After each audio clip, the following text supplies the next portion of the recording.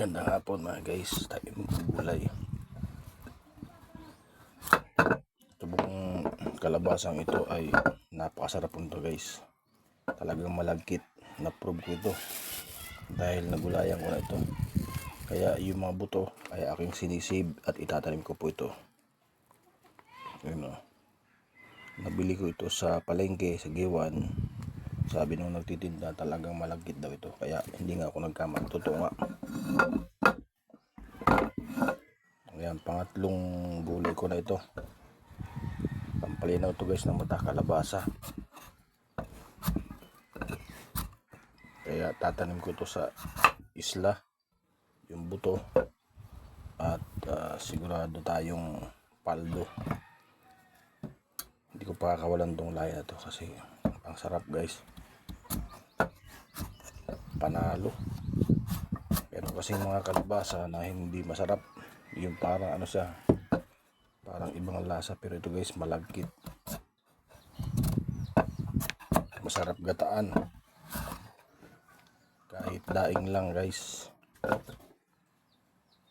So meron pa akong dalawang pirasong flying fish.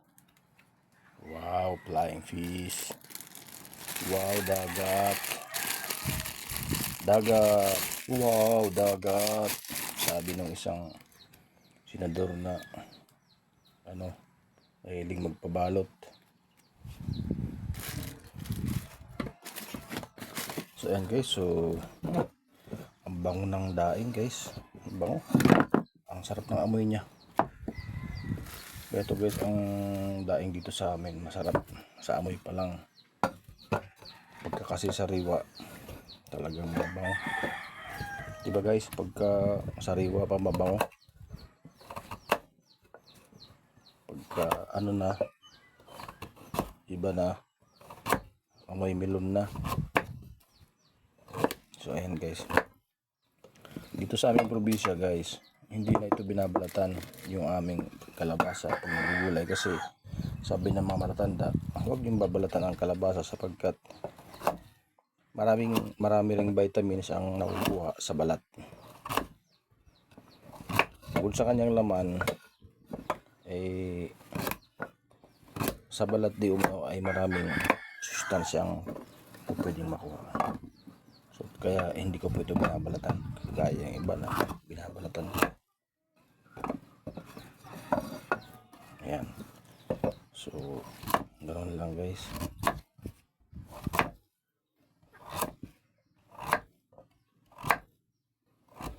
Ito ngayon dahil wala tayong gata, gagawin natin ngayon guys, ito ay igigisa ko lang ito.